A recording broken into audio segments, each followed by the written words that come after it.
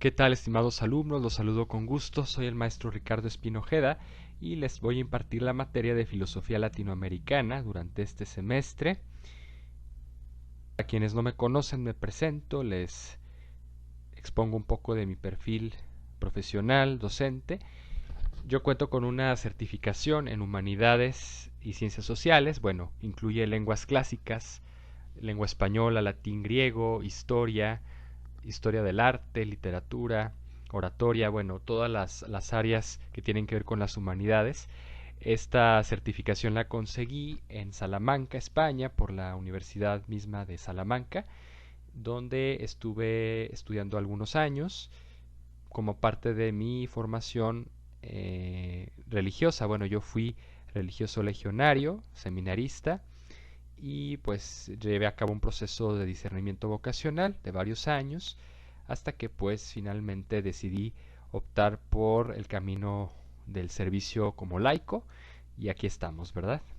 Les comento, soy licenciado en filosofía por el Ateneo Pontificio Regina Apostolorum de Roma, donde también tuve la oportunidad de estudiar, y licenciado también en Ciencias de la Comunicación por la Universidad Interamericana para el Desarrollo, UNIT de Durango. Desde hace un año cuento con una certificación en Teología del Cuerpo por la Universidad Anáhuac, que está vinculada al Instituto Pontificio Juan Pablo II, o más bien este instituto forma parte de la Universidad Anáhuac en México. Es una institución que se dedica a preparar profesionales en ciencias de la familia y el matrimonio, consultoría familiar, de lo cual la teología del cuerpo es una parte importante. Y bueno, pues cuento con una experiencia como docente, como profesor ya de 7 años. Primero a nivel secundaria preparatoria, estuve trabajando en el Colegio Cumbres de Guadalajara, fui instructor de formación y profesor de diferentes materias. También ya a nivel universidad, en la UNID, donde desarrollé un proyecto de radiodifusión por internet y estuve dando talleres, cursos de diferentes temas o disciplinas. En la Universidad de Anáhuac, también en el Pontificio Instituto Juan Pablo II en Guadalajara, pues me desempeñé como profesor de Humanidades y Filosofía, impartiendo varias materias y colaborando como asesor universitario, promotor y encargado de difusión institucional. Y recientemente, bueno, desde hace un año ya, estoy colaborando en el Seminario Mayor y en el Instituto Fides Ratio, el Seminario Laical, donde de hecho, dicho sea de paso, pues ya como ven aquí, me desempeño también como consultor en filosofía y educación. Esta es una faceta que se trata de pues de orientar, de diseñar también proyectos de formación continua en áreas de humanidades y filosofía para instituciones educativas o privadas. Yo primero inicié en la consultoría educativa Ochoa, de la misma librería y foro cultural que seguramente conocen. Ya es una institución acreditada para capacitar y certificar maestros, público en general, y pues ahí estuve desarrollando proyectos también, así como aquí en la escuela, en el instituto donde recientemente traemos una serie de proyectos que van a conocer muy pronto y esperemos que puedan aprovechar. Y analista en internet, también primero comencé con una página web, un blog, y ya después, desde hace un año y medio, como analista en un canal de YouTube sobre temas de fe, de espiritualidad, historia de la iglesia, santos, virtudes, desarrollo humano, cultura, entre otras cosas. Bueno, ahí ustedes lo pueden verificar, ya que estamos en este mismo canal transmitido. Les voy a presentar los objetivos de nuestra materia, que en este caso van a ser 3. Primeramente, y lo recalco en letras negras, conocer y comprender, 2 verbos, 2 acciones importantes, sobre que las principales corrientes del pensamiento latinoamericano. Ya desde ahorita les digo que hablar de pensamiento latinoamericano abarca una gama muy amplia de áreas, de conceptos, porque no solo estamos hablando de filósofos en el sentido estricto, sino también de pensadores, escritores, ideólogos, políticos, bueno, un poquito, ya se imaginarán, de todos los colores y sabores, que pues de alguna manera tienen sesgos o tienen líneas, rasgos filosóficos en su modo de pensar, tienen pues sí un patrón ahí filosófico importante que hay que identificar, que es lo siguiente, y valorar adecuadamente. Cómo son los diferentes exponentes de la filosofía latinoamericana para estar en grado de emitir una crítica bien fundamentada a sus aportaciones. O sea que lo que nosotros busquemos considerar, proponer, ya sea a lo mejor en un ensayo, en un artículo, eh, para una publicación, yo qué sé, o una tesis, que lo sepamos hacer con los adecuados argumentos, con el conocimiento de causa que supone pues cada pensamiento y cada exponente en cuestión, ¿verdad?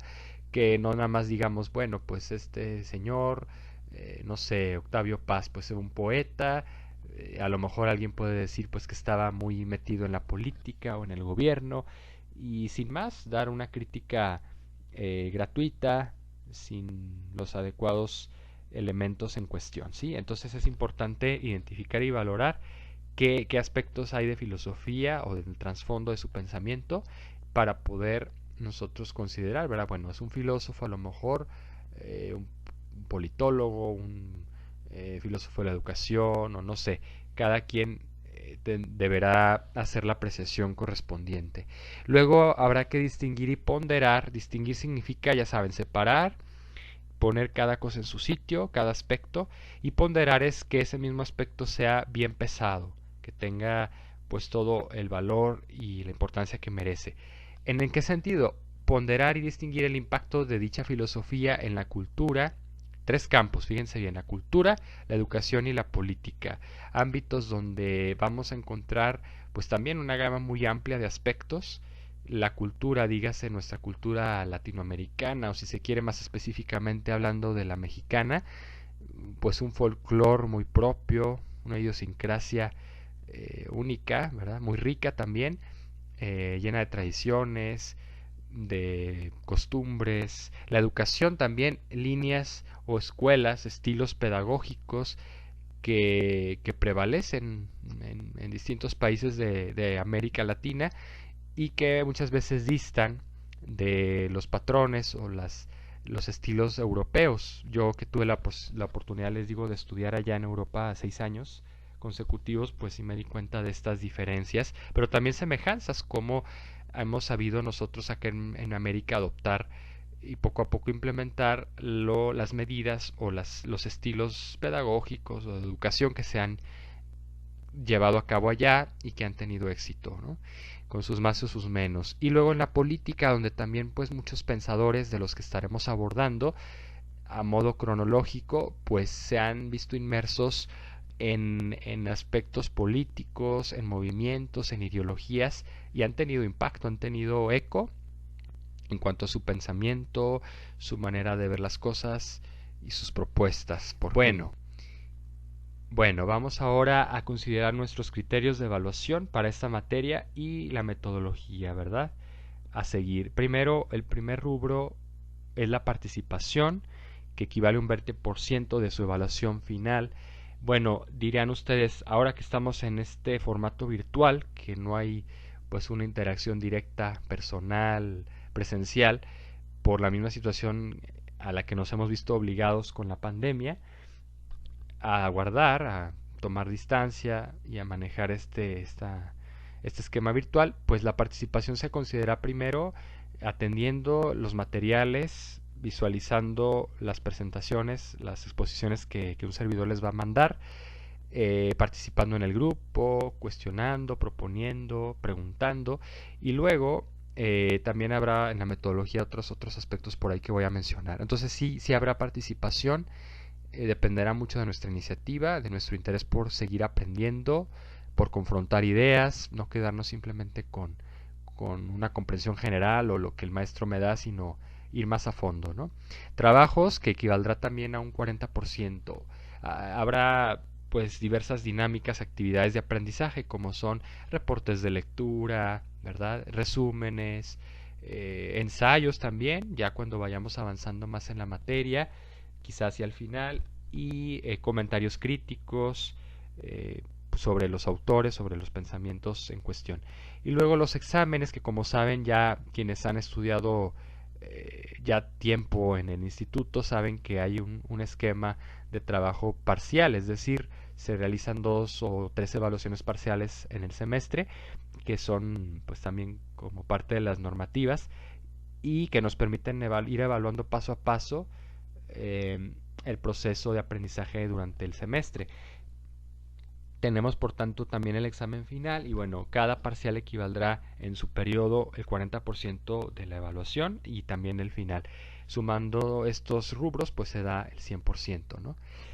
Después voy a mostrarles las metodologías o maneras de trabajo. Primero estaremos realizando las exposiciones virtuales que serán de 30 minutos, esperemos, no más. Hasta nuevo aviso, claro, ustedes comprenderán que pues ante esta situación tenemos que aplicar las normativas y ya nos estaremos primeramente Dios viendo cuando esto pase y perdón, se nos permita volver a las aulas.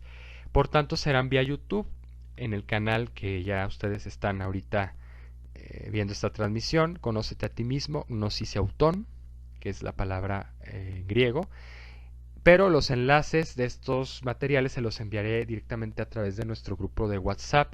Sería conveniente hacerlo para pues estar en sintonía, no con la intención de abusar, para que se entienda, ¿verdad? No buscamos con un grupo pues saturarnos de mensajes, de memes, de emoticones, de frasecitas o no sé, no, sino dedicarlo, sobre todo estos grupos que son académicos, estrictamente para la actividad de la materia, para el aprendizaje. Eso sí se los pido desde ahorita, cuidar mucho y por respeto a todos el tiempo de los demás y la seriedad en estos grupos. Retroalimentación y asesoría virtual vía Zoom.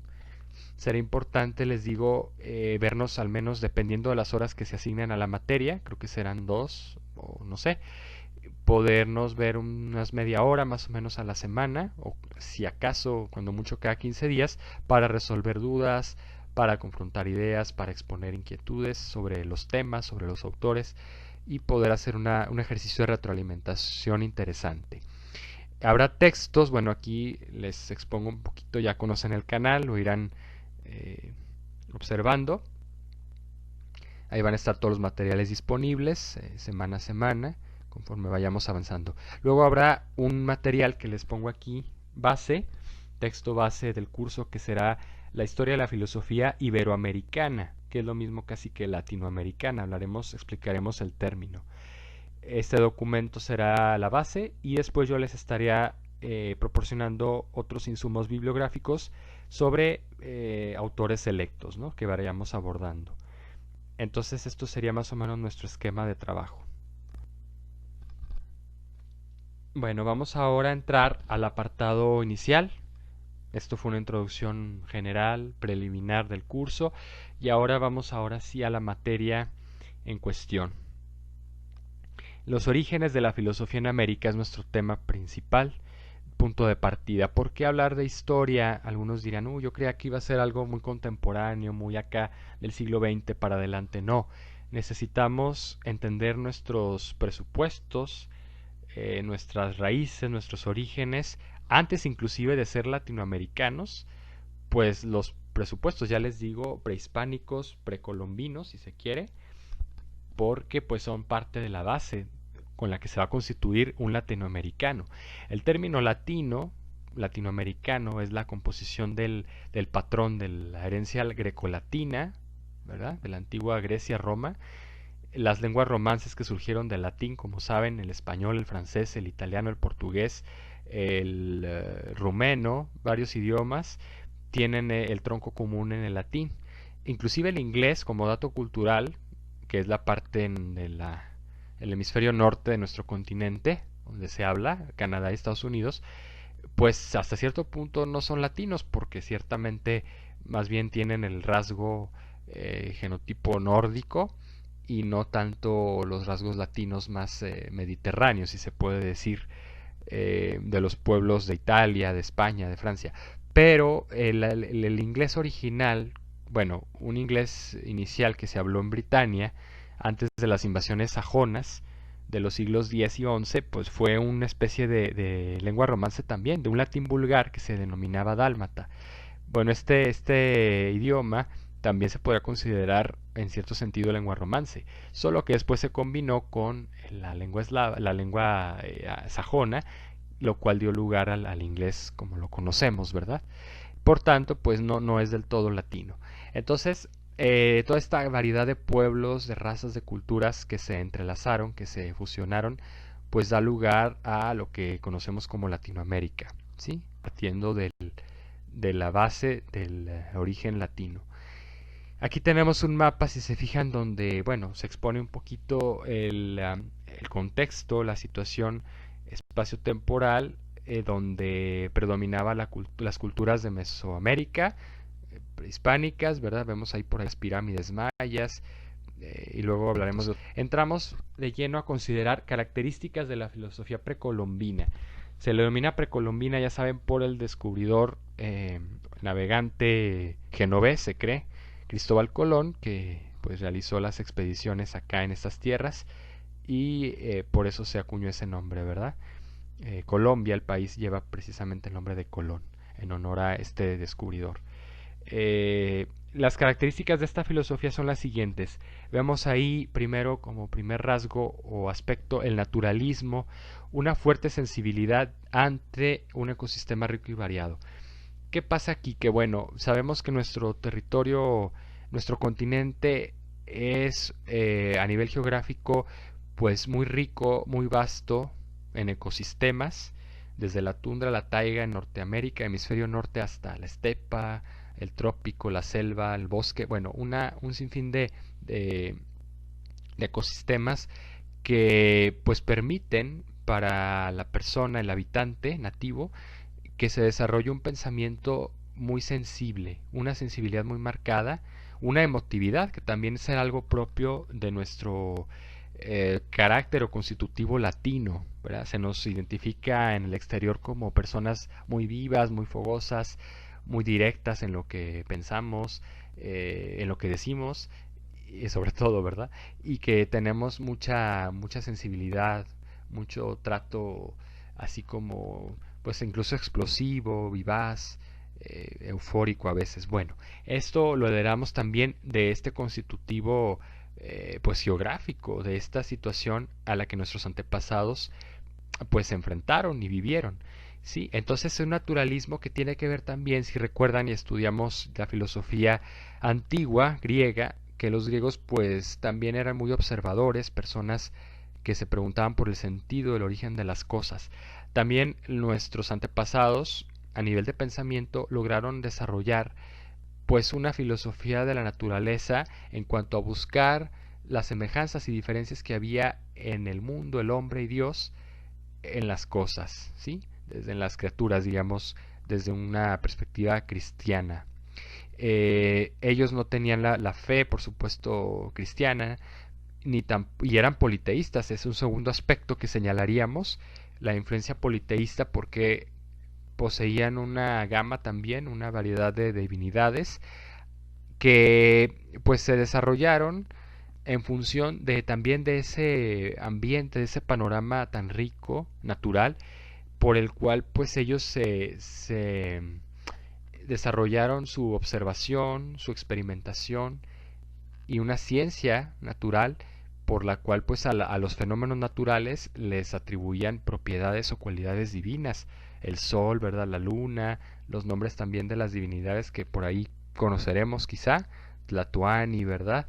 O no sé, Quetzalcóatl o pues bueno, ya no me recuerdo bien de los nombres, pero ahí están presentes. Entonces, identificar este elemento, ¿sí? Distinguirlo. Después, la influencia politeísta que predominará un poco en el pensamiento. Los pensadores, los poetas fundamentales que encontraremos en este periodo, que son dos básicamente, los más destacados, los vamos a mencionar, pues tienen estos rasgos muy marcados, ¿sí? Un respeto, una reverencia hacia lo divino, hacia lo sublime, que lo encuentran también en la naturaleza, de alguna manera participado o expresado, y el hombre mismo se identifica a través de las cosas, se asemeja a ellas y se distingue a la vez. Es una filosofía elitista en cierto aspecto, ¿por qué? Porque no pertenecía o no se originó en el ambiente diríamos vulgar, común y corriente, la gente de a pie, diríamos hoy, ¿verdad? El pueblo, el grueso de la población, sino las estructuras, las jerarquías de arriba, los gobernantes, los poetas, la gente pues del poder económico y político, ¿sí? Lo veremos sobre todo en Netzahualcóyotl. Bueno, poética porque tendrá precisamente esa dimensión que pretende como sublimar, elevar todo lo que ve en las cosas, le da un aspecto sagrado, divino, lo ensalza, lo pondera, lo trasciende de alguna manera, ¿sí? Será una filosofía un tanto como estética, ¿sí? La estética es parte de la filosofía, o Aristóteles diría en su Tratado de Poética que es una de las manifestaciones, ¿no? De la poesía también a nivel material. La matemática, por decirlo también, mencionar un aspecto que estará presente, no será lo fundamental, pero sí lo encontramos en la expresión de estas culturas, en la arquitectura, el desarrollo, el diseño de calendarios, de códices, los mapas, por ejemplo, que hacían los mayas, ¿verdad? La misma, si somos creyentes, espero que sí, ¿verdad? Tilma de Guadalupe, Nuestra Señora de Guadalupe, pues tiene su manto dibujada las estrellas, las constelaciones, porque era una manera en cómo ella se iba a comunicar, un lenguaje vivo, claro para la gente, los indígenas de la época, que ellos conocían los astros, estudiaban, también eran astrólogos. Por tanto, sí habrá como que ese sentido de trascendencia, de buscar en lo celeste un sentido, un fin, ¿sí? Una identificación. Esas son las características. Bueno, estas son las características. Vamos ahora a ver, ahora sí, los principales exponentes de la filosofía precolombina, ¿sí? Los pensadores que marcaron como que esta época o que son destacados. Tochihuitzin, como vemos ahí este nombre complejo en náhuatl, fue un personaje, un poeta que vivió de 1380 a 1440. Ya lo dijimos, poeta, pensador náhuatl, y diríamos, si lo quisiéramos catalogar en una categoría, en un ambiente filosófico, diríamos que es de corriente o de tendencia existencialista. ¿Por qué? Lo veremos en este texto, en este extracto de un pensamiento de Tochihuitzin que dice: solo venimos a dormir, solo venimos a soñar. No es verdad, no es verdad que venimos a vivir en la tierra. En hierba de primavera venimos a convertirnos. Es una flor nuestro cuerpo, da algunas flores y se seca. Es decir, como que ese sentido de finitud de la vida, del espacio y del tiempo, donde pues todo se corrompe, todo se transforma, donde finalmente pues sí, llega a la muerte y ahí se acaba todo. Es un cierto, tiene un cierto sesgo pesimista, este existencialismo, pero pues ya se deja entrever como que esa preocupación del hombre por el aquí y ahora, ¿verdad? Por vivir el ser ahí, como diría después Heidegger. Si ya lo han estudiado, pues sabrán de qué estamos hablando. Eso es vivir el presente, vivir como que el momento y no atarse tanto en las cosas materiales, porque finalmente dice, no venimos a vivir en la tierra, ¿sí? No es nuestro fin, no es nuestro cometido, es más, vamos más allá, porque si lo vemos desde el aspecto material, pues todo pasa, todo se transforma, la materia se crea o se destruye, se transforma, como dirían los químicos, ¿verdad? Tiene esa finitud, esa limitancia. Entonces, de alguna manera es esa visión como pesimista, un tanto nihilista, pero quién sabe, la podríamos catalogar con ojos modernos o contemporáneos desde algún presupuesto filosófico. Eso ya cada quien lo tendrá que analizar, simplemente aquí estamos exponiendo algo de lo que supone esta filosofía. Luego tenemos a Nezahualcóyotl, un poeta más destacado todavía, más conocido, que vive entre 1402 y 1472. Él fue gobernante, como vemos ahí, fue de la casta, de la élite de la época, de la jerarquía predominante, ¿verdad? Por eso, pues pudo darse el tiempo, tenía los recursos también para dedicarse a filosofar, a escribir, a influir en el pensamiento y pues a proponer a lo mejor una visión de la vida en su época, en su cultura y sociedad. Señor de Texcoco, así se le conoce, que hizo de su reino, así lo detalla un historiador, un de la literatura, dice la Atenas del Nuevo Mundo. Interesante esta comparación, esta analogía, si ya lo mencionamos ahorita con los pensadores griegos, cómo se da una especie de similitud en América así como en Grecia, es decir, partir de la naturaleza para expresar la visión, el fin del mundo, del hombre, de Dios, de una manera original, porque no es igual que en Grecia.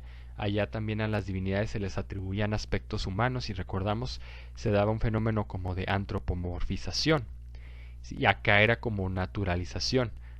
Las potencias, las características de la naturaleza y los fenómenos eran considerados como potestades o facultades divinas. ¿Sí? Y de alguna manera ya se atisbaba, se preveía ese sentido de trascendencia, de algo más allá de las cosas, de un fin último y un sentido para la vida del hombre. Lo veremos en un pensamiento de Nezahualcóyotl que les voy a compartir. Aquí tenemos las imágenes, bueno, para identificarlo, está muy presente por ahí en la iconografía de nuestra moneda, en el billete de 100 pesos, ¿no? Tenemos este poema, fíjense que nos va a hacer referencia a uno de los pensadores griegos, por eso hago esta similitud. Dice, amo el canto del censontle, pájaro de 400 voces, amo el color del jade, de la piedra preciosa, el enervante perfume de las flores, pero más amo a mi hermano el hombre. O sea, quiere decir que entre todas las cosas el hombre destaca, el hombre sobresale por sus capacidades, por su fuerza, por su inteligencia. Algo parecido a lo que, parafraseando al poeta o dramaturgo griego Sófocles, dice en su obra Antígona, dice que entre todos los prodigios, misterios del mundo, el hombre es el misterio más grande. ¿Sí? Hay muchos prodigios, muchos misterios, pero el más grande de todos es el hombre. Qué importante considerar esto, porque es un salto ya cualitativo de todos los seres de la naturaleza. El hombre es aquel que posee la inteligencia, la capacidad de dominar, administrar las cosas, de darles un fin para sí mismo, ¿verdad? Bueno, esto lo vemos plasmado ya de manera paralela, aunque ya fuera del tiempo, ¿verdad? En Grecia se dio 300, 400, cuando mucho 500 años antes de Cristo, y acá pues ya es en plena edad moderna casi, ¿sí? De nuestra era. Tenemos el texto original en náhuatl, ahí vienen las palabras para quien guste leerlo y sepa. Bueno, vamos a hacer ahora un ejercicio de comparación de textos. ¿En qué consistirá esto? Les planteo la siguiente pregunta.